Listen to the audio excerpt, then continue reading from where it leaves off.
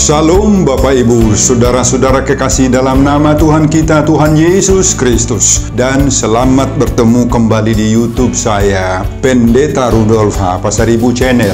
Dengan dan lewat channel ini, saya komit untuk senantiasa menyebarkan pengajaran firman Tuhan. Karena saya percaya, berlandaskan Yesaya pasal 55 ayat 11, bahwa firman Tuhan yang saya dan Bapak Ibu, saudara semuanya juga ikut sebar lewat apapun, termasuk lewat video ini, tidak akan kembali dengan sia-sia, tetapi akan bekerja sendiri lewat kuasa dan berkat urapan Roh Kudus.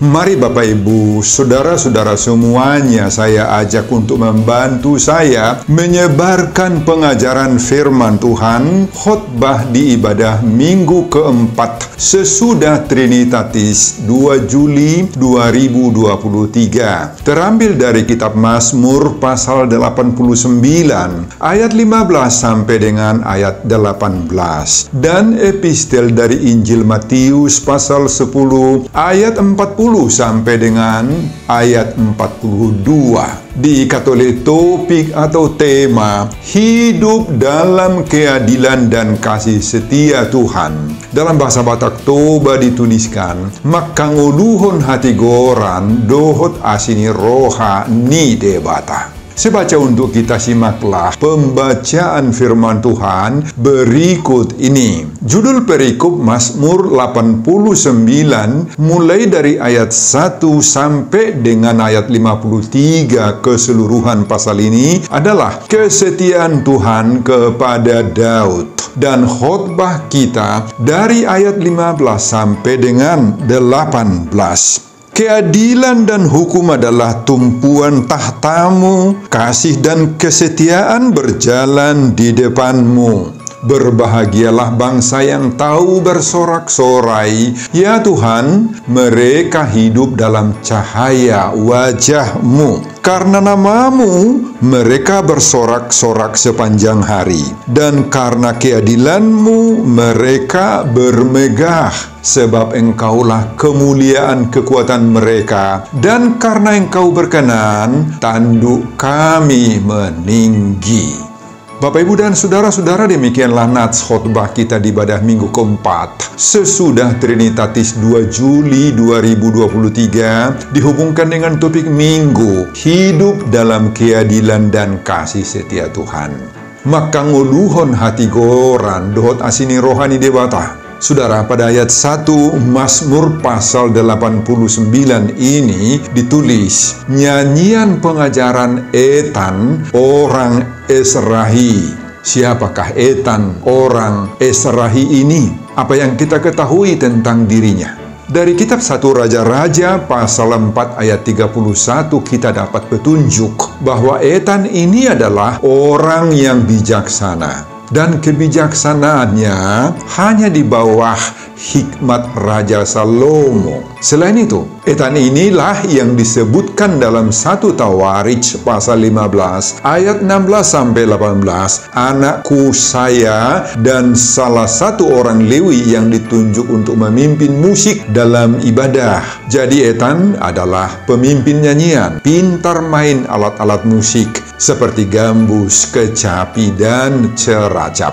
Mazmur pasal 89 yang ditulis Etan ini berbicara tentang perjanjian Allah dengan Daud, sebagaimana ayat 4 di sana ditulis, telah kuikat perjanjian dengan orang pilihanku, aku telah bersumpah kepada Daud hambaku. Dan dalam merayakan perjanjian Allah dengan Daud ini, Mazmur ini berfokus pada kebesaran Allah sebagai pencipta, pemelihara, dan besar kasih setianya sebagai Allah Israel. Saudara, pemazmur dalam kesaksiannya mengatakan bahwa Daud sebagai hamba Allah telah mengalami kasih setia Tuhan. Kasih setia Tuhan yang diterima Daud itu sangat-sangat luar biasa. Bukan saja ketika ketika Daud hidup dekat dengan Tuhan, melainkan juga ketika Daud menjauh dan melanggar pengajaran Tuhan. Namun Tuhan sendiri tetap setia kepadanya. Wah, ini sangat-sangat luar biasa. Saudara, Mazmur pujian ini mulai dari ayat 1 hingga ayat terakhir, ayat 53, berfokus pada kesetiaan Tuhan kepada Daud dan juga kepada umatnya. Mazmur ini diawali dengan keinginan Ethan, penulis Mazmur ini, menyanyikan kasih setia Tuhan yang berlangsung selamanya hingga turun-temurun. Pada ayat 3 dituliskan, sebab kasih setiamu dibangun untuk selama-lamanya, kesetiaanmu tegak seperti langit.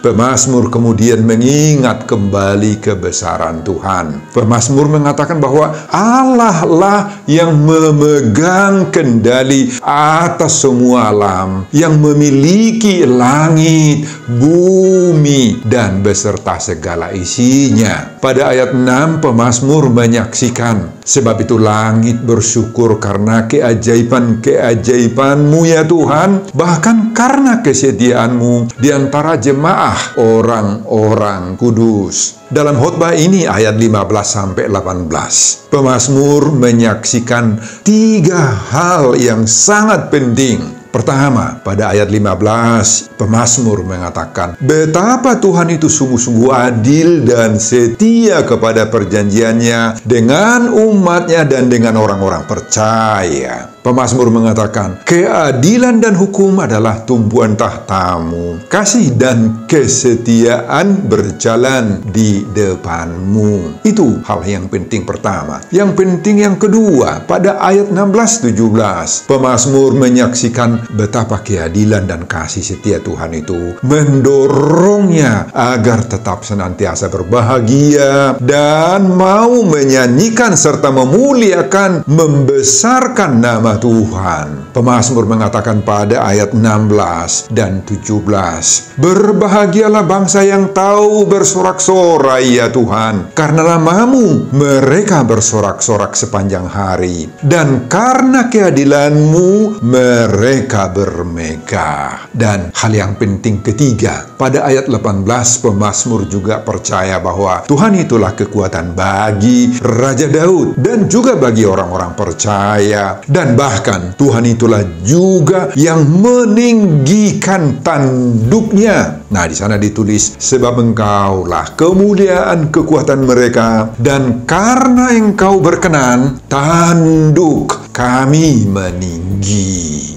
Bapak, Ibu, dan saudara-saudara, apa yang disampaikan oleh Ethan, penulis Mazmur 89 dalam khotbah ini pas sekali dengan seruan dan ajakan topik minggu keempat sesudah Trinitatis 2 Juli 2023 ini. Hidup dalam keadilan dan kasih setia Tuhan, maka nguluhon hati goran dohot asini roha ni debata. Dan inilah target kehidupan setiap orang percaya di sepanjang zaman hingga saat ini. Meski harus menjalani berbagai-bagai sisi-sisi gelap dan berbagai-bagai kegagalan dalam hidup. Nah, di sana kasih dan keadilan Tuhan begitu nyata, dan semua itu mendorong kita juga untuk hidup dalam keadilan dan kasih setia kepada sesama dan kepada Tuhan sendiri. Bapak, Ibu, dan saudara-saudara, itulah isi keseluruhan khotbah kita di ibadah minggu keempat sesudah Trinitatis 2 Juli 2023, dihubungkan dengan topik minggu hidup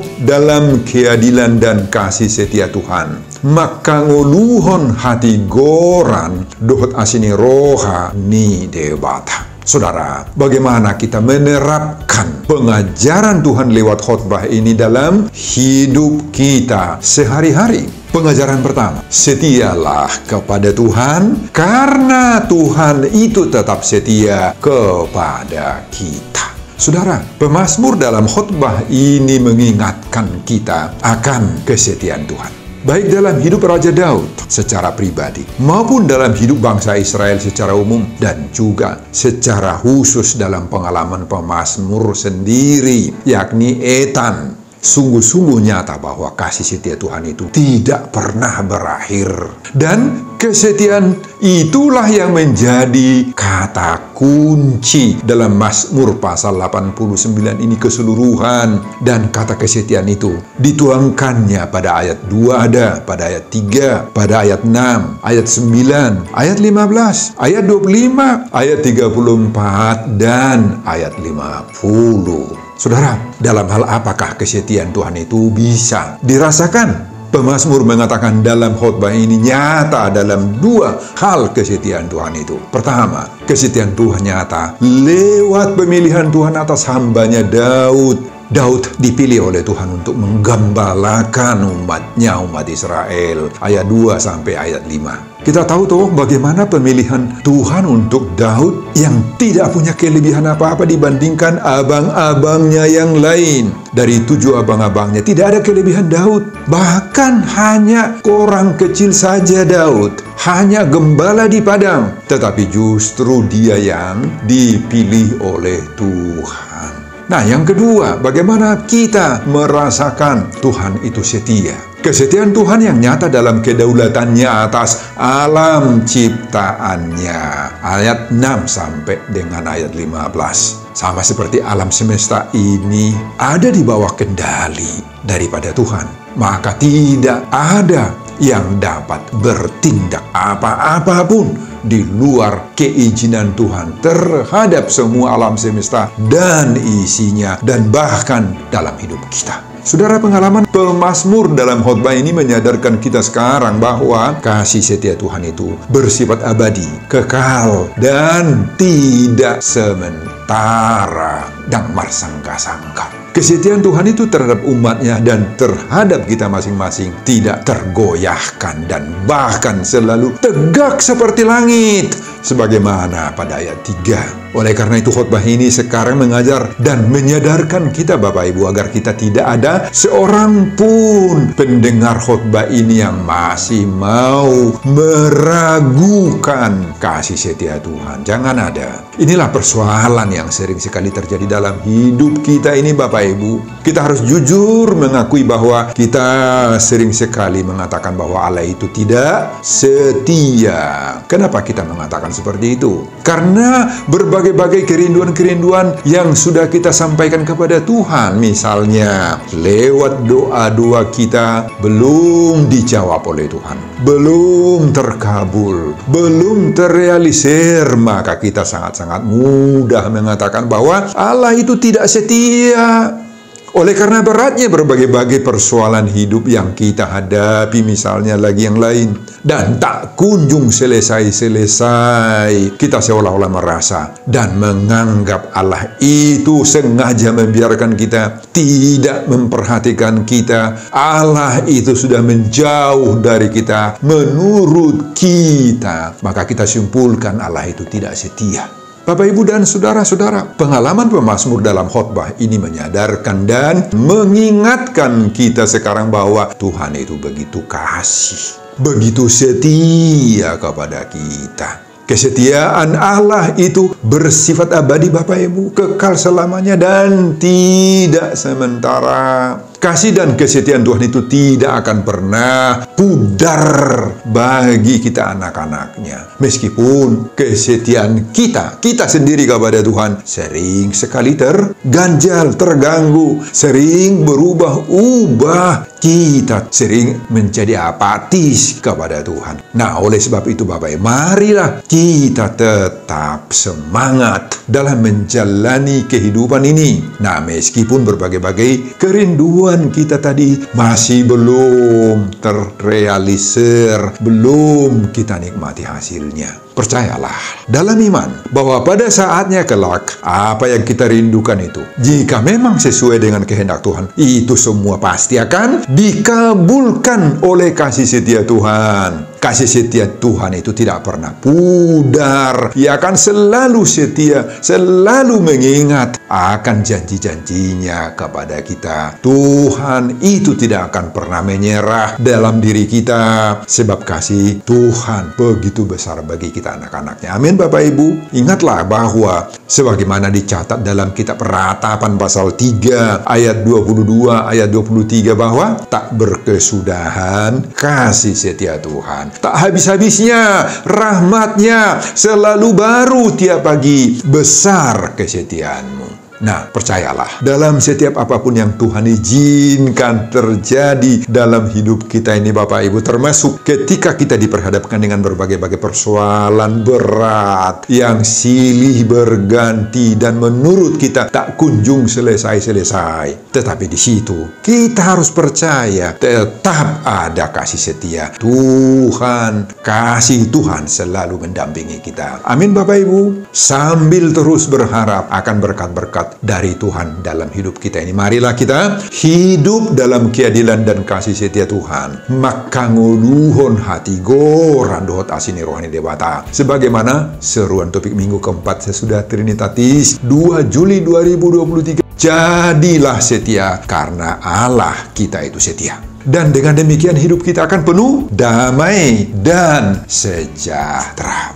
Pengajaran yang kedua, milikilah kebahagiaan sorak-sorak dan bermegahlah dalam Tuhan. Ayat 16 dan 17. Saudara, banyak unsur-unsur dalam nats khotbah kita ini yang memberi inspirasi serta membangkitkan keceriaan hati pemazmur untuk bernyanyi dan memuliakan kebesaran kasih setia dan anugerah Tuhan ini. Pemazmur mengatakan di sini beberapa hal yang sangat-sangat indah. Pada ayat 6 dikatakan, langit bersyukur karena keajaiban-mu ya Tuhan. Kemudian ayat 10, Allah kita yang tak tertandingi itu memerintah kecongkakan laut pada waktu naik gelombang-gelombangnya, dan bahkan dia juga yang meredakannya. Ayat 12, dialah yang memiliki bumi dan dunia serta isinya. Dialah yang menciptakan segala-galanya, dan dia yang menggunakan segalanya untuk kemuliaannya dan untuk kita nikmati. Nah, atas dasar kuasa dan kehebatan Allah itu semuanya, pemazmur terinspirasi untuk senantiasa percaya kepada Tuhan dan mau hidup penuh bahagia, mau bersorak-sorai sepanjang hari dan bermegah karena nama Tuhan. Ayat 17. Saudara, khotbah ini mengajar kita sekarang bahwa ketiga-tiga unsur yang disebutkan oleh pemazmur dalam nats khotbah ini, ada kebahagiaan, ada sorak-sorai dalam wujud sukacita, ada kemegahan dalam Tuhan. Nah, ini ketiga-tiganya berasal dari buah-buah iman, lahir dari kepercayaan, lahir dari sikap dan rasa syukur kita kepada Tuhan. Nah, oleh karena itu jangan izinkan ketiga-tiga unsur ini, kebahagiaan, sorak-sorai dalam bentuk sukacita, dan bermegah dalam Tuhan itu terbuang dari dalam diri kita. Oh, jangan izinkan, jangan biarkan Bapak Ibu. Sebesar apapun rintangan, persoalan hidup, tantangan atau problema yang harus kita hadapi, maka kebahagiaan, sorak-sorai, dan bermegah dalam Tuhan itu harus tetap bisa terpelihara. Bahkan itulah yang menjadi harta kekayaan yang paling utama dalam hidup kita. Ketika kita diperhadapkan dengan semua problema dan hidup kita sedang berada di tengah pasang surut, ombak-ombak kehidupan, kita diterpa oleh kemiskinan ekonomis misalnya, kekurangan dalam fasilitas-fasilitas hidup sehari-hari, dan lain-lain, maka kita percaya bahwa Allah tetap menjaga kita. Allah tetap memelihara kita dari terpaan-terpaan hidup itu.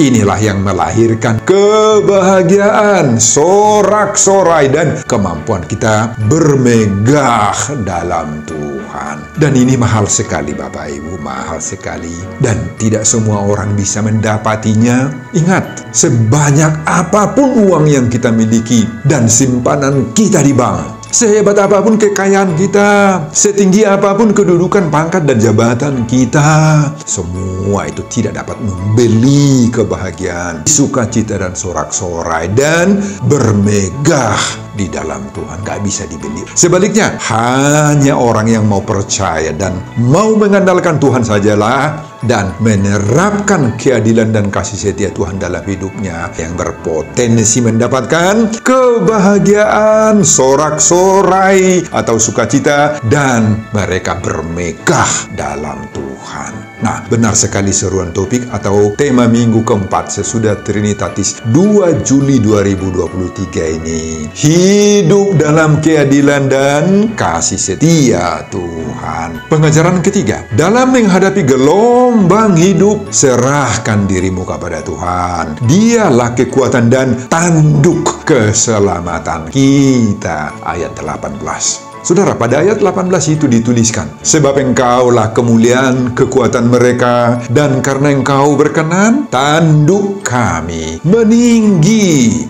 Saudara, ketika kita diperhadapkan dengan berbagai-bagai kesulitan hidup, maka pada umumnya hampir semua orang mengalami kemunduran toh. Kita mundur dalam semangat, mundur dalam keberanian, sehingga semakin takut kita dalam hidup ini. Kita mengalami kemunduran dalam kreativitas, produktivitas kerja kita melempem turun, dan semakin hambar, Bapak Ibu. Dalam semua usaha-usaha yang sedang kita jalankan, kita melemah. Saudara, khotbah ini sekarang mengajar kita untuk meneladani sikap pemazmur yang dia tuangkan dalam nyanyian syukurnya, mulai dari ayat 1 sampai dengan ayat 53 ini, bahwa saat menghadapi pasang surut kehidupan ini, kita sungguh-sungguh sangat-sangat membutuhkan ketenangan, keberanian, dan damai sejahtera. Tapi menjadi pertanyaan, dari mana itu bisa kita dapatkan? Maka jawabannya adalah kita harus memiliki keyakinan akan penyertaan dan pemeliharaan Tuhan. Pemazmur percaya bahwa Tuhan Allah itulah kekuatan dan yang berkenan meninggikan tanduk orang-orang percaya. Saudara, kalau dikatakan di sini meninggikan tanduk, tahukah saudara artinya itu? Hal itu menggambarkan ketika dua ekor kerbau menghadapi lawannya. Masing-masing kerbau yang dua ekor itu meninggikan tanduknya sebagai tanda keberaniannya menghadapi musuhnya, lawannya. Masing-masing kerbau itu mengatakan dalam hatinya, aku ini hebat, aku ini unggul, aku ini paling jago, sambil dia naikkan tanduknya ke atas. Pernah saudara lihat kerbau yang seperti itu? Inilah gambaran hidup dari orang-orang percaya kepada Tuhan menurut kesaksian pemazmur di sini. Tanduk keberaniannya ditinggikan oleh Tuhan. Ada jaminan Tuhan yang mendampingi dia sehingga dia berani menghadapi semua masalah dalam hidupnya. Kita yakin bahwa oleh kuasa Tuhan kita merasa diri kita hebat, Bapak Ibu. Musuh-musuh kita itu akan kalah. Meski kehebatan yang dimaksudkan di sini bukan untuk disombongkan, bukan, jangan. Dan inilah yang menjadi pertanyaan bagi kita sekarang. Masihkah kita mempercayai kasih setia Tuhan yang senantiasa meninggikan tanduk keberanian kita?